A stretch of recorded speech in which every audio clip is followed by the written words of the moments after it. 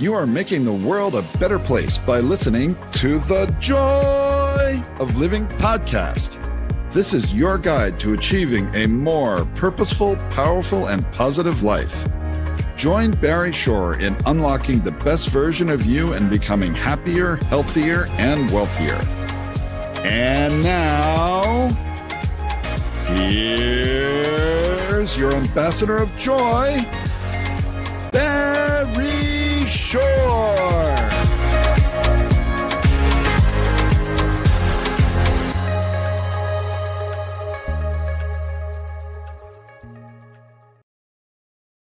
Good day, beautiful, bountiful, beloved immortal beings, and good-looking people. Maybe you're good-looking. You're always looking for and finding the good. You found good in abundance as you tuned in consciously and conscientiously to the Joy of Living with your humble host, Barry Shore, the ambassador of joy. Notice I didn't say the ambassador of joy. The ambassador of joy. And you tuned in for one reason and one reason only. It's the best reason in the whole world because you care the most in the entire world about you. Y-O-U. And that's great because when you are the best you make the world a better place. You build more bridges of harmony, create more joy, happiness, peace, and love in the world. And you know that on this show, the reason you tuned in is because we discuss the three fundamentals of life. And when you utilize these three fundamentals, the result is you're happier, healthier, and wealthier. Who doesn't want that? Now, the three fundamentals, of course, are number one, life. Your life has purpose. When you lead a purpose-driven life, number two happens. Is good number two, you go MAD. MAD is a wonderful acronym. It stands for make a difference. Lead a purpose-driven life, you make a difference in the world. And the third fundamental is to unlock the power and the secrets of everyday words and terms. Simple example, this show is carried over the internet. Ask anybody, what does WWW stand for? Invariably, it stands for the internet. Factually speaking, they're correct. However, in our world, the world of the positive, purposeful, powerful, and pleasant, WWW stands for what a wonderful world. And what is a word, right? W-H-A-T-A. Or actually, we're going to reframe that and call it water, wonderful world. You'll get that inside baseball stuff in just a moment because you're going to be just amazed. They're going to put you in the deep. You're going to be running around the world telling everybody, water, water everywhere. I love it.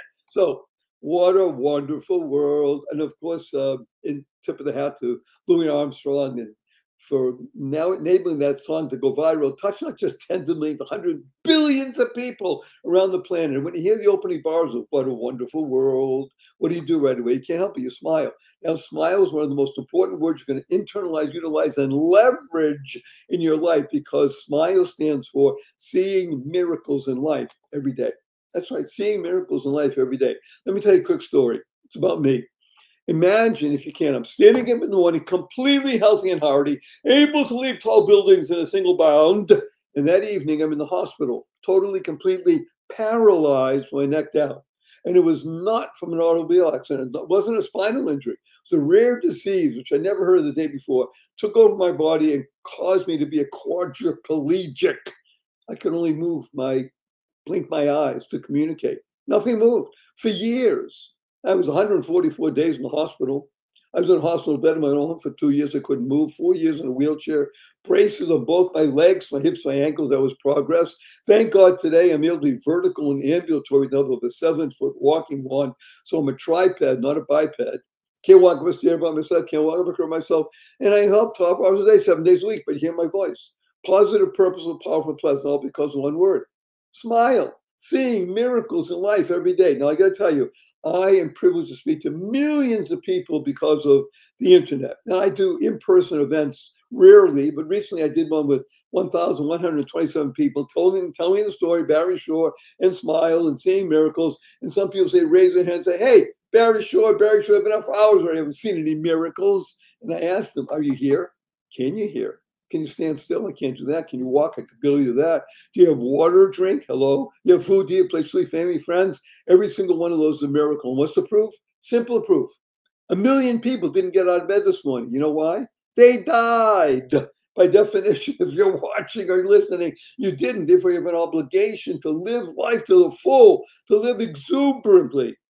I'm going to say one small fun thing. My 8-year-old niece comes over to me a couple of weeks ago and she says, Uncle Barry, can we spell smile? S-M-I-E-L. I thought about smile, smile, sound the same. Why not? I asked her how come. She says, because then it would stand for seeing miracles in everyday life.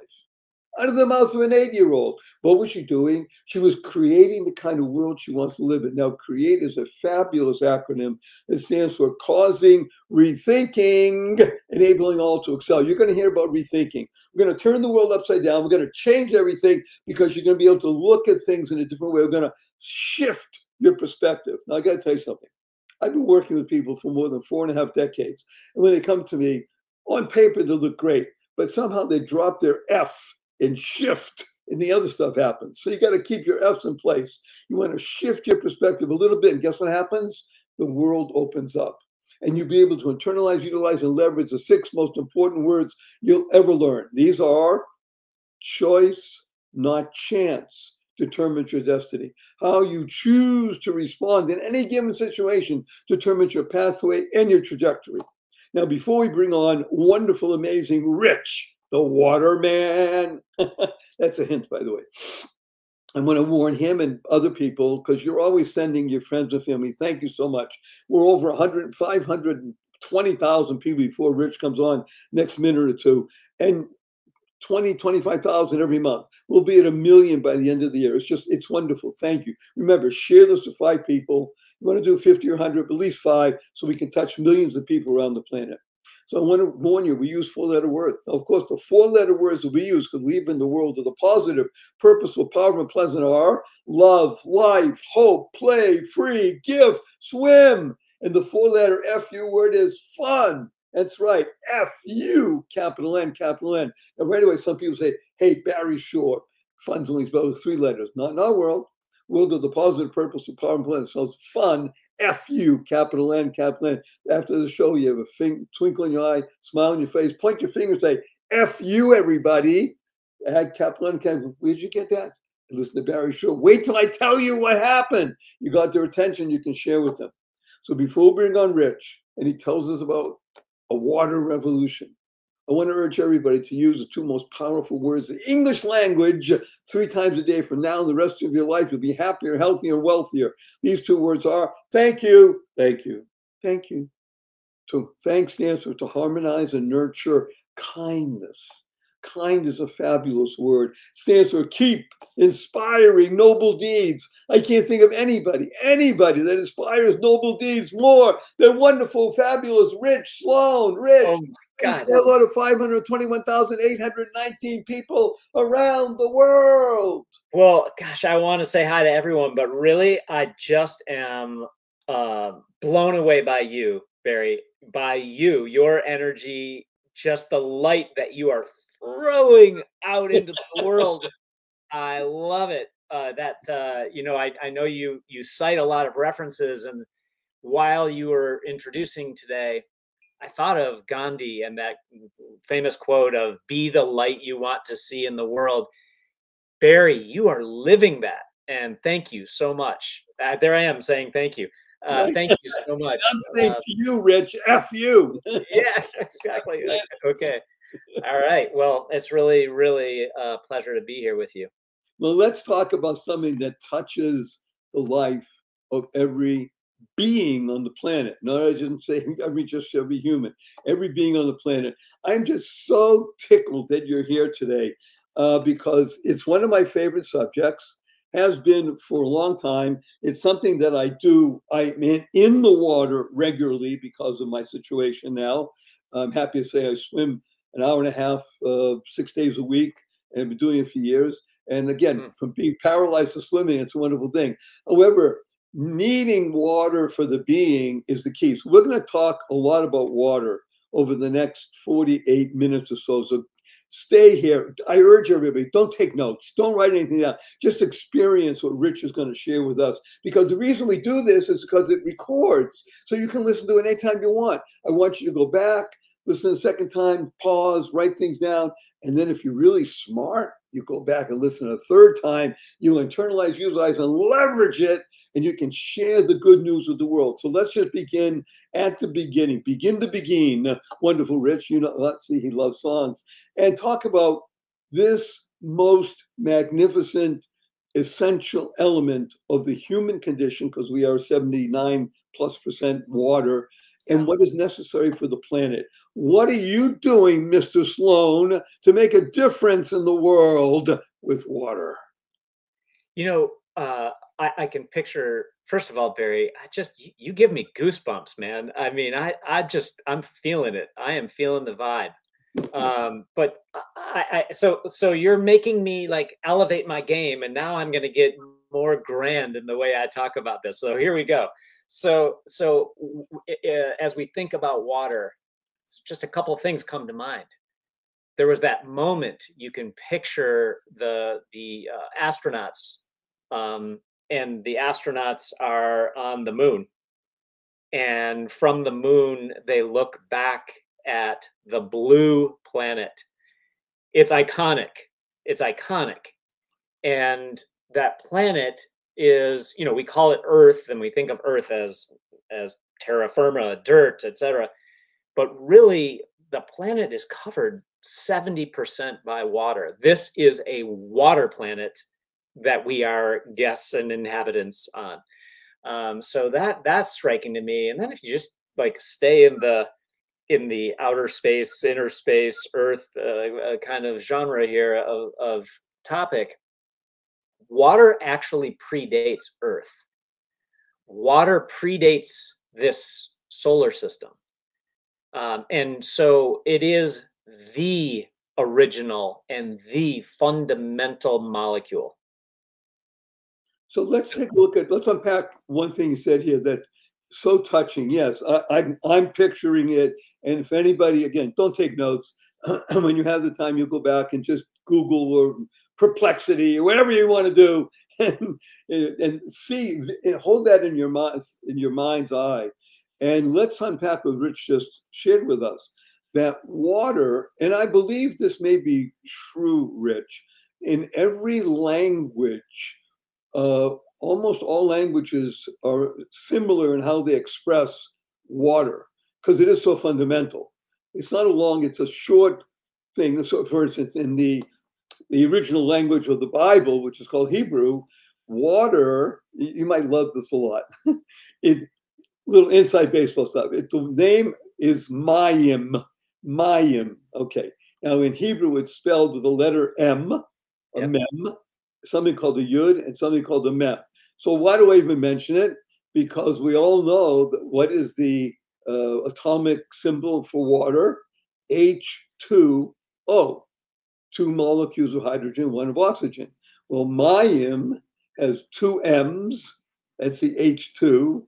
And the yud is the O. In other words, it is representative of what this essential element is. And as you say, this is the fundamental sine qua non of life.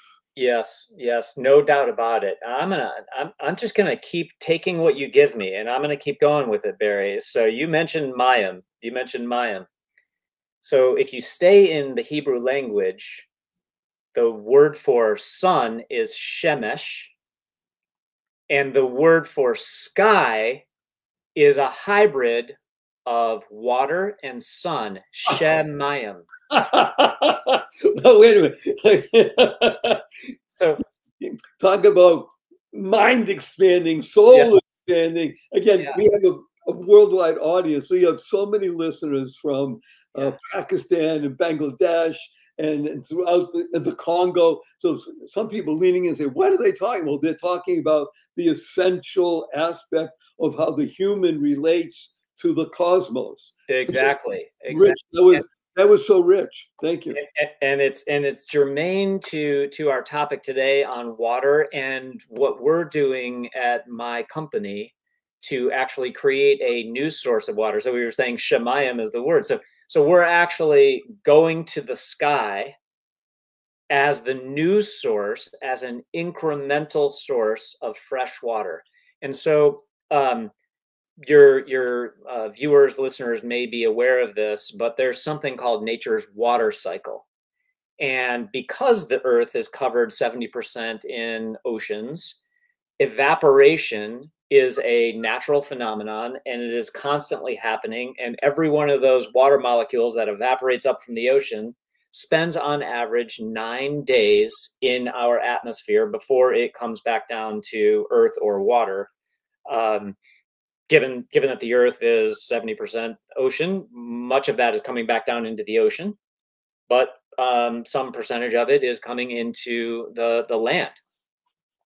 And so what we're doing here in Las Vegas through a UNLV, University of Nevada, Las Vegas startup company, is we have created a novel way to tap into those molecules that are in the atmosphere and to create this new source of fresh water. And if you ask yourself, why does that matter? Is this relevant?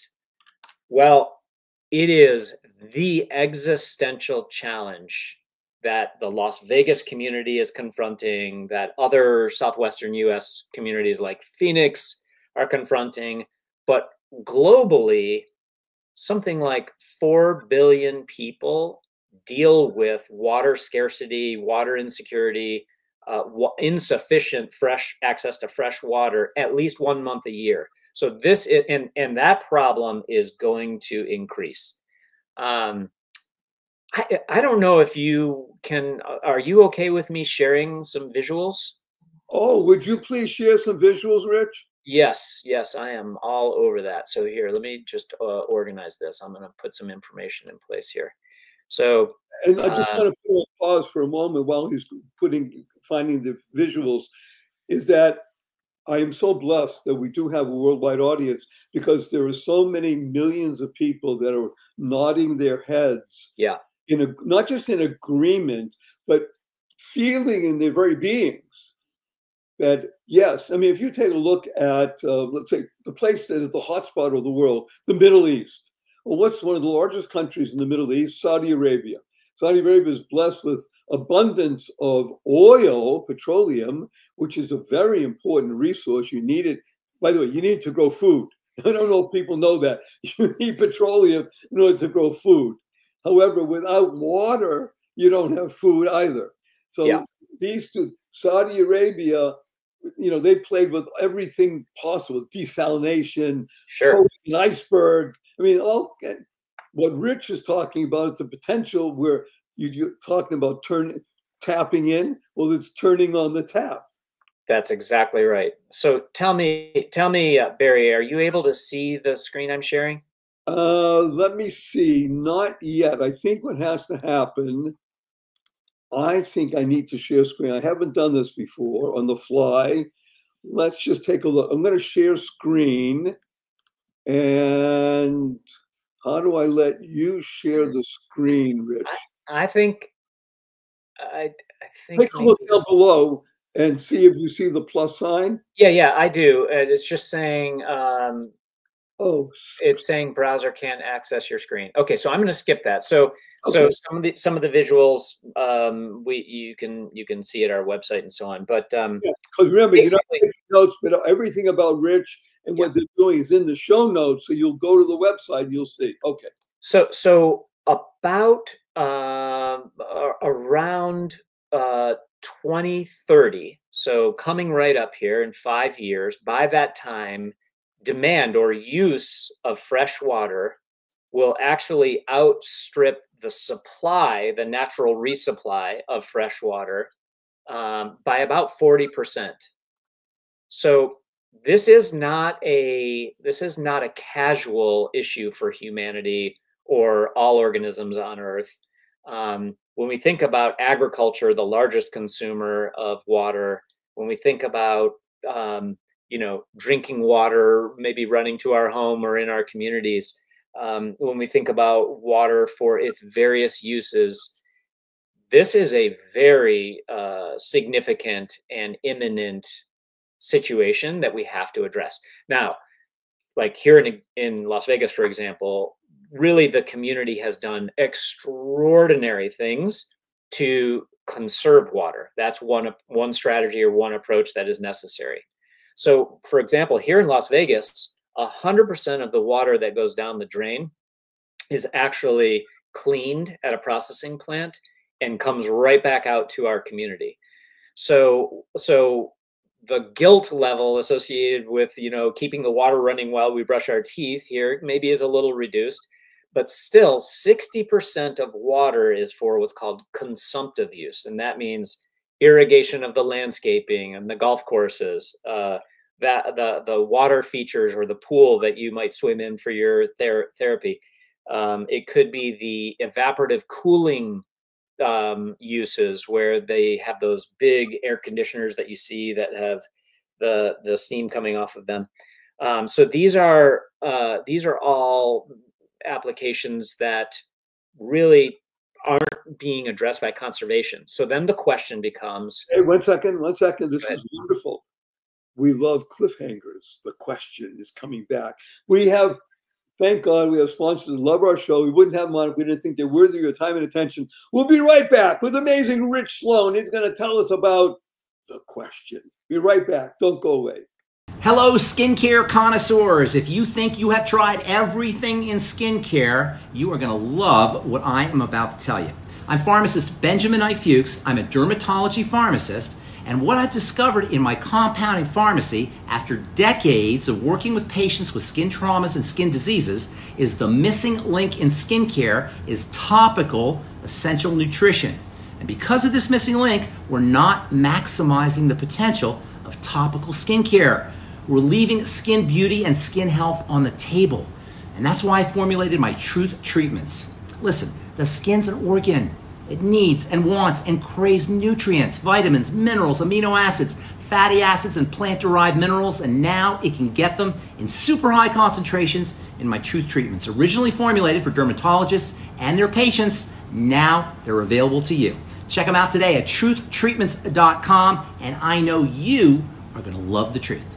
Good day, beautiful, bountiful, beloved immortal beings, and good-looking people. Maybe you're good-looking, because looking for and finding the good. We found good in abundance. Our cup runneth over with good. His name is Rich Sloan, and he is full of benefit, because we're talking about one of the most fundamental aspects of the human condition: water. Cool, clear water. We have a question on the table, Rich. You're about to articulate. Yeah. What is that question? The question is if conservation doesn't help us have enough water for our future, what are we going to do? And that is where our company really plays a significant role. I hope we're not the only company, by the way. I want us to win, and I want us to grow, and I want it to be a big deal. But at the end of the day, we need a lot of solutions contributing to this big challenge around water scarcity. And so we have taken an approach that was actually inspired by Australian tree frogs, of all things. So you can picture the. I love this kind of story, because it escapes the regular sort of, well, what happened today on the way to work, honey? I've spent my whole life, Barry, working with innovators, working with people who have mastery in one specific domain, like you have mastery on a podcast. And what I found is the moments when those people who have this mastery, when they think way out of the box, that's when the big breakthroughs happen. And this is a perfect example. So the scientists, MIT, Princeton, UNLV people got together, and they were like, well, how could we harvest water from the atmosphere? There are trillions of gallons of water in the atmosphere available for us. How could we get it? And they were inspired by the Australian tree frog, which they learned about, which doesn't have to go down to the stream to drink water where it might be dangerous. They get to stay up in the branches, and they are able to hydrate by absorbing water through their skin into their salty body. So the saltiness of their body attracts the water. If you leave salt out on a humid day, you notice it collects water. Right. There's also that hack where, if you spill red wine on your white carpet, put a pile of salt on it, and it will wick the moisture. So salt just has what's called negative chemical potential. It attracts the moisture. And so inside this frog, you've got saltiness, and it draws the ambient humidity through the skin membrane into the body, and voila. So they took inspiration. Just to be clear for, again, worldwide audience, the tree frog stays in the tree and is hydrating because the good Lord said, I'm going to give you a little something to make everybody stand up and take notice. You're going to be able to drink without ever leaving the tree and, and enjoy yourself.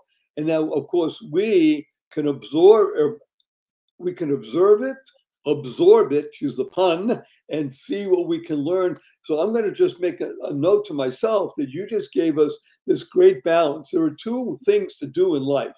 You can conserve, which is what you're saying we do here in Las Vegas in a very efficient way, or as much as possible, we believe.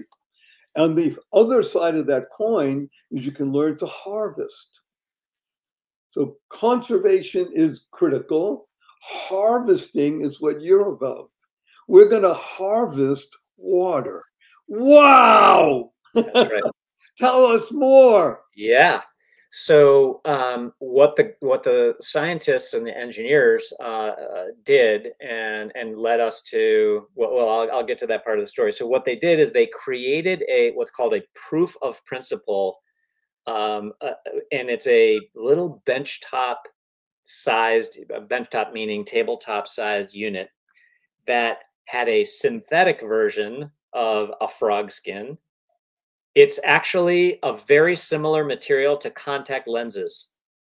Membrane, very good, okay.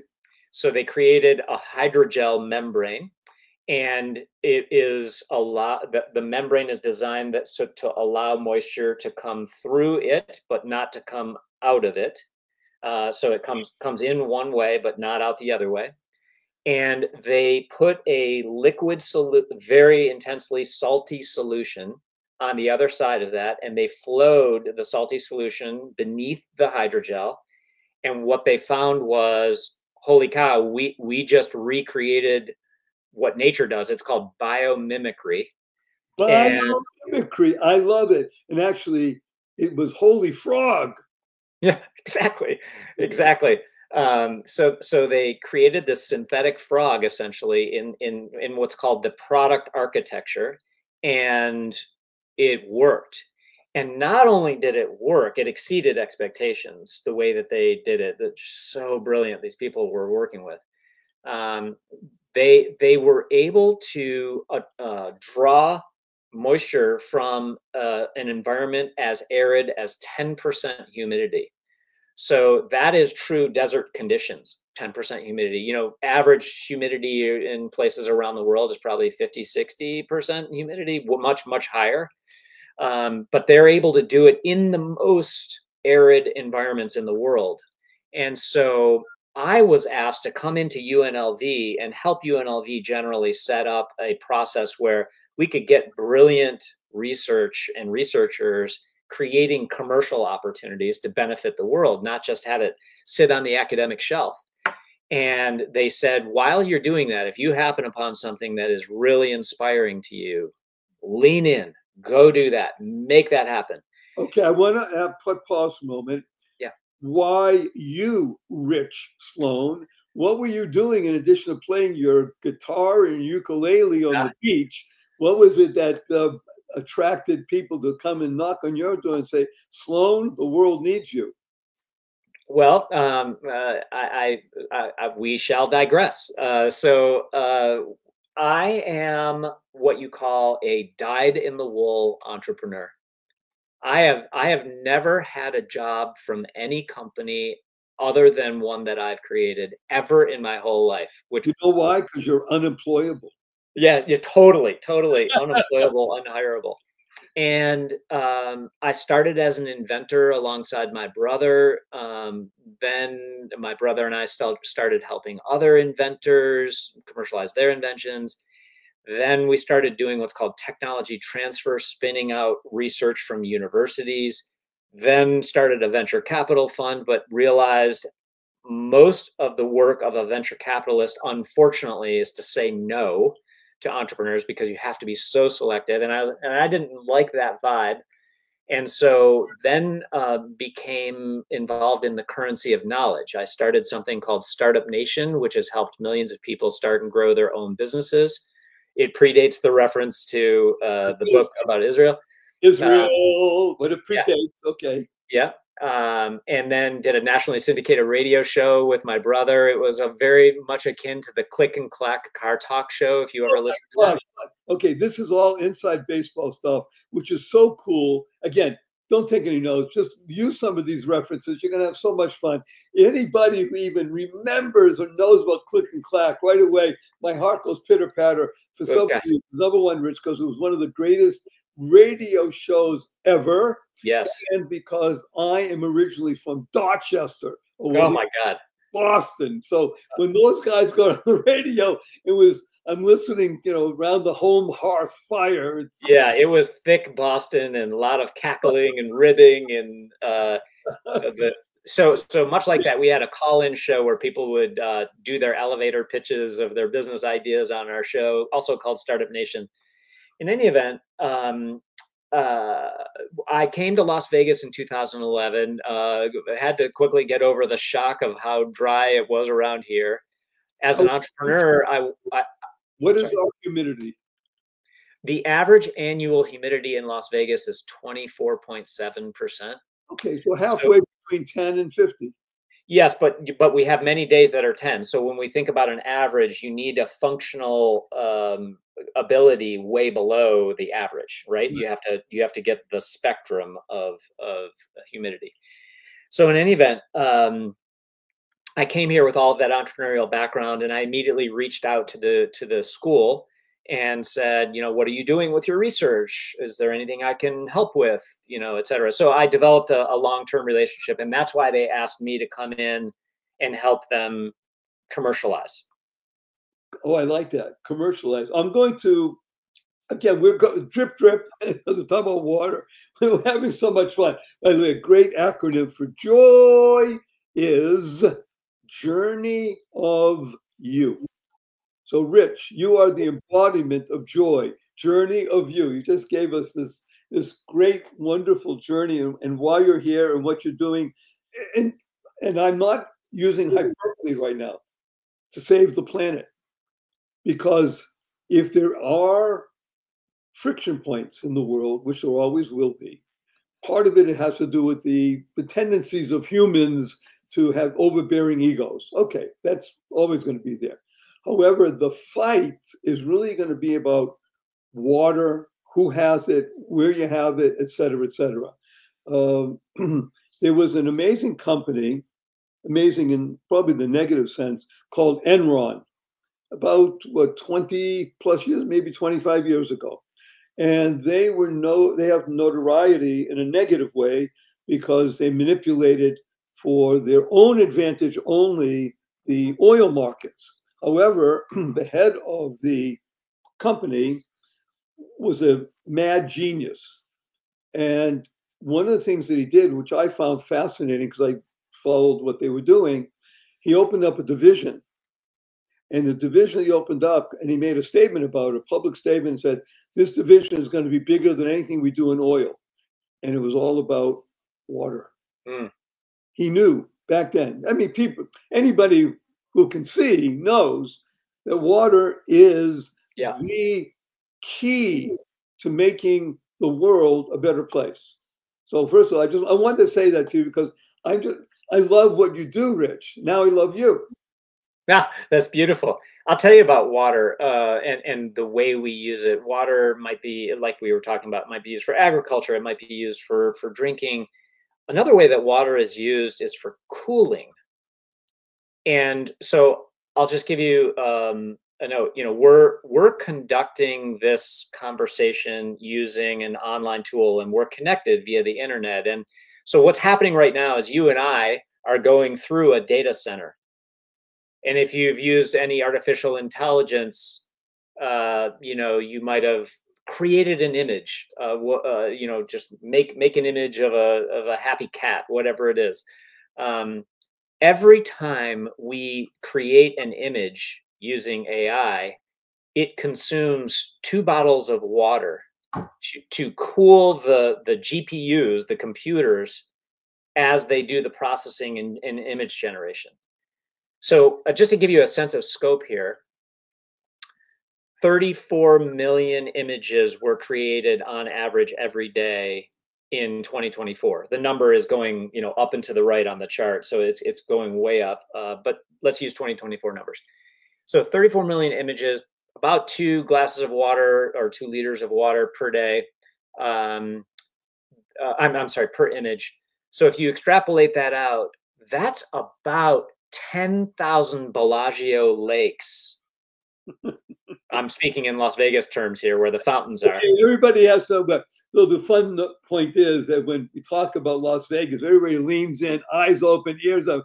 Tell me more about Las Vegas. Well, everybody knows the Bellagio fountains. So right. It's an amazing image, isn't it? And now you have some 10,000 of those. 10,000 of those lakes every day.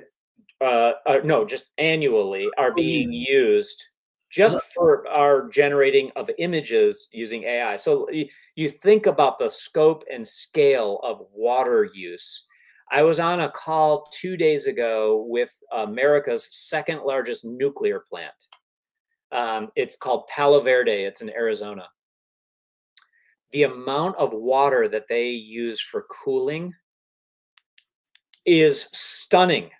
It's stunning. So all these things that we don't really think about that are water consumptive, just everywhere we turn. I need to interject a question. So regular people would say, well, how are you going to cool? Well, of course, I'm going to use the wind. I'm going to use motion. And yet when it's funny, in almost every year, sometime during the summer, when temperatures get up to 102, 105 in New York City, there's always a picture on the front page of something, kids running around through an open fire hydrant, cooling off. So you're right, cooling is done by water. I would have thought also by wind. However, you need power to move wind. So water is probably the more efficient way to use it. And yet, where do you get all that water? Yeah, therein lies the rub and the question. Yes, absolutely. So what we are proposing with our solution, which is atmospheric water harvesting, that's the category. Atmospheric water harvesting. I'm just going to say AWH, and then you'll find a way to make AWH apply to some other phrase. Right, we will. So AWH is essentially an opportunity to decentralize water. So right now, water is a centralized utility. The piping comes from the local utility, comes out to your business, it comes out to your neighborhood, your home, etc. We have the water as a very centralized, monolithic resource. But with this, we have the opportunity to make it decentralized, where the source of water is at the point of use. Right. I'm just envisioning as you're speaking. It's almost like what solar panels wants to do. Barry, you are on it. That is exactly the proxy for what we're doing. I gave a talk yesterday on a panel here, and I wanted to help people understand what this can look like over the course of 10 or 15 years going forward. It's exactly like solar. First of all, solar power now is less expensive electricity than conventional. And now, because of all the standardization and everyone knows how to install it and knows where to put it, and there's optimization of the manufacturing and the performance and the whole thing, the cost of solar has come down 89% over the past 10 years. And it gives each of us resilience and control, so that we can have our own access to electricity, which is so key also, like water. And very much in the same way, that's the vision for what's going to happen with atmospheric water harvesting. AWH will allow for decentralization. On that high note, we're going to come back after this brief message. Don't go away. I promise you, there's more Rich Sloan on the other. This is so wonderful and beautiful and life enhancing. Be right back. Opportunity. What an opportunity. I'm going to use 2 4-letter words right now. Free gift. Free gift. Yes. You can have a copy of my best-selling book, The Joy of Living, How to Slay Stress and Be Happy, the ebook version for absolutely free. All you have to do is send an email to me, Barry, B-A-R-R-Y, at barryshore.com, and in the heading, the subject line, just write, free gift. It's as easy as that. This is a life-changing, life-enhancing opportunity. Barry at barryshore.com. You'll be glad you did. Thank you, thank you, thank you. Free gift. Do it now. Take the action. Make it happen right now. Best wishes. Bye. Good day. Beautiful, bountiful, beloved immortal beings, and good-looking people. Maybe good-looking, so I was looking for it, finding the good. We found good and abundant, same as Rich Sloan, and he is opening our eyes and our hearts and our minds to the world of water. So we're going to be able to say water, water everywhere, and yes, many drops to drink, because it's coming directly from the atmosphere. Think about that. Yes, that's the whole point of this. Begin to think.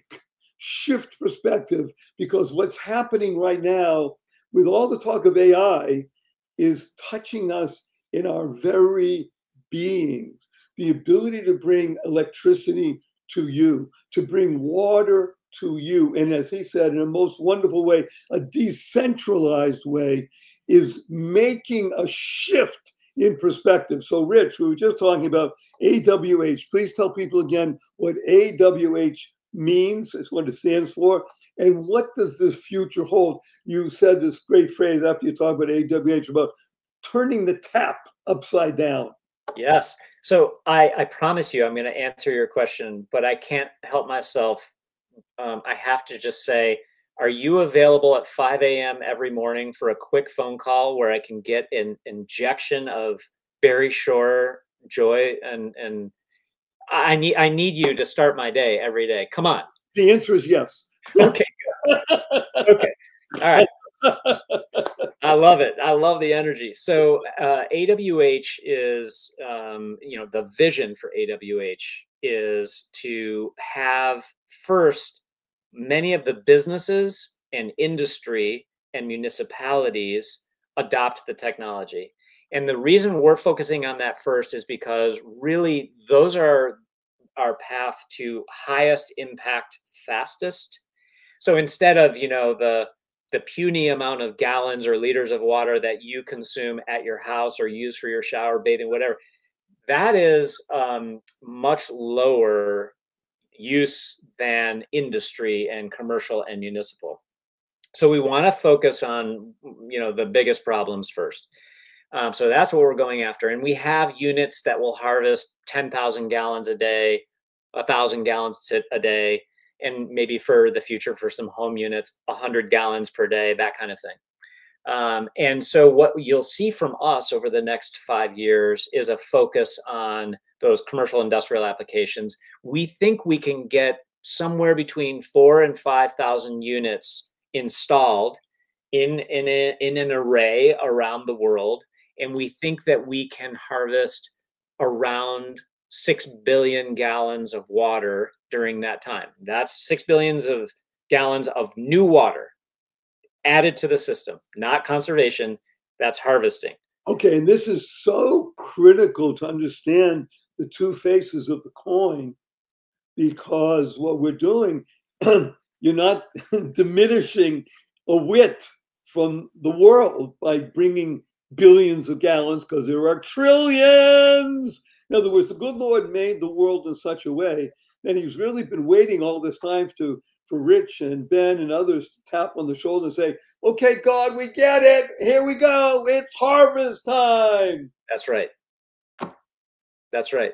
So this is incremental, exactly like you're saying.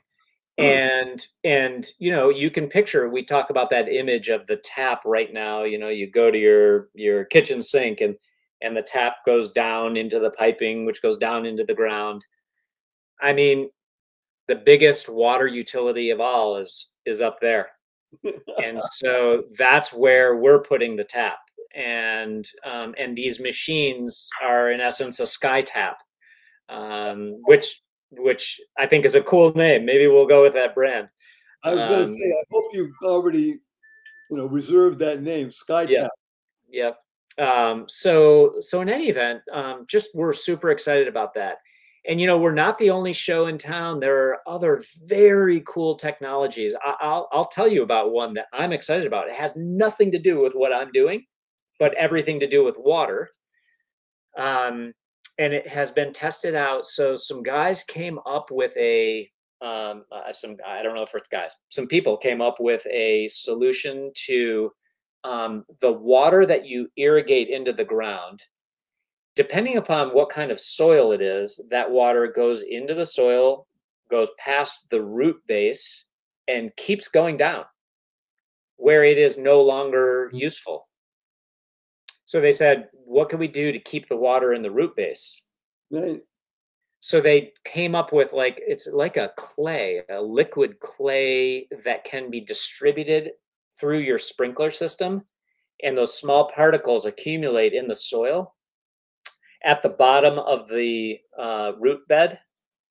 And so now when the watering is done, it's retained in the top layer. So there are so many cool things. That's just an example. There are so many cool things that are happening. I watched a talk that was recorded. It was a talk done by Elon Musk in Bali at the World Water Forum last year. And he stood at the mic and he said, I'm optimistic. He said, because 70% of the earth is covered in water, there has to be a solution. And he said, what we need to deal with is the electricity required for whatever that solution is. And we need to deal with transport. And he said, if we overcome those two things, I think we're going to nail this. And so just with innovations like what I just shared with you with the liquid clay, or with innovations like what we're doing, which get rid of the transport issue altogether, like we're making it at the point of use. I really do believe that in the aggregate, we can solve this problem. We as humans, we suffer sometimes from overexploiting our resources, from being reckless or irresponsible. But we also have this extraordinary capacity to solve problems. I look at the progress that we have made with cancer treatments. I mean, it's stunning, the improvements. So we can do this. We can do this. And I believe that we're on a path to do so. I am deeply touched by you using the word. These two-letter words are very powerful. We. Everybody knows that you spelled we, a W and an E. You turn the W upside down and it focuses on me. So what we want to do is what Rich just mentioned. Sometimes, yes, me overuses. Okay, I'm going to turn it upside down, and then together and the we becomes optimistic. Rich, I would like, if you would allow me to share with you, I created an acronym for your name during one of the breaks. May I share it with you? Please. Rich. First of all, it's a great name, even though it fits you perfectly. It's probably Richard, but let's use Rich, okay? And you use one of the words. Rich stands for RICH. Resilience inspires creative happiness. Nice. I love it. I love it. Can I use it? And I give it to you willingly. I share it.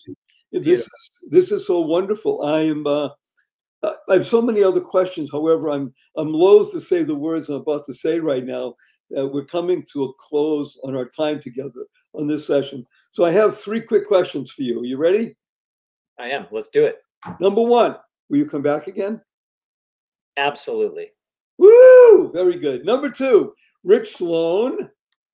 You have 80 seconds only to answer this. what is your most fervent desire?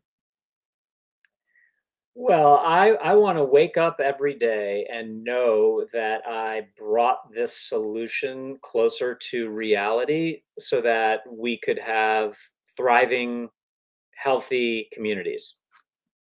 Thriving, healthy communities. Isn't that a reason to get up and out of bed and collaborate with others? Yes. Thank you. And now, Rich Sloan, may I give you a hug in front of 521,817 people around the world? Bring it. Yes. Let me tell you what HUG stands for. Heartfelt, unlimited giving. On the count of three. 1, 2, 3. Love it. Remember, you're listening to The Joy of Living with your humble host, Barry Shore, the ambassador of joy, and amazing Rich Sloan. I got to tell everybody, this show is not about Barry Shore, great guy that he is, or Rich Sloan, fabulous fellow. It's about you. YOU, you becoming the best you possible. When you are the best you make the world a better place. You build more bridges of harmony, create more joy, happiness, peace, and love.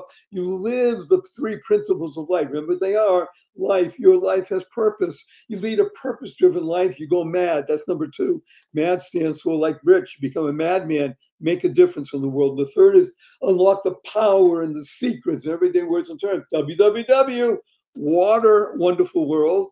Oh, what a wonderful world. Smile, seeing miracles in life every day. As my 8-year-old niece says, seeing miracles in everyday life. Create the kind of world you want to live in. Listen to what Rich has been talking about. Causing rethinking. Wow. Rethinking. A tree frog. Enabling all to excel. And when you do that, guess what's going to happen? You're going to shift your perspective. Keep the F in place so the other stuff happens. You shift your perspective. You can internalize, utilize, and leverage the 6 most important words you'll ever use in your life. And these are choice, not chance, determines your destiny. Use 4-letter words. Remember the 4-letter words we use because we live in the world that are positive, purposeful, powerful, and pleasant are love, life, hope, play, free, gift, swim, and learn to tell the world F you. Capital N, capital N. So after the show, see your family and friends say, where'd you get that? So listen to Barry Shore. You know who we had on? We solved the water problem for the world. People say, what's that all about? Now you can talk to them, share with them. Remember, to share with 5 people. You want to share with 50 or 100? Great. 5 people, we can touch millions around the planet. So I want to give a blessing from wonderful Rich and Barry. The blessing is the following. Go forth. Live exuberantly. Spread the seeds of joy, happiness, peace, and love.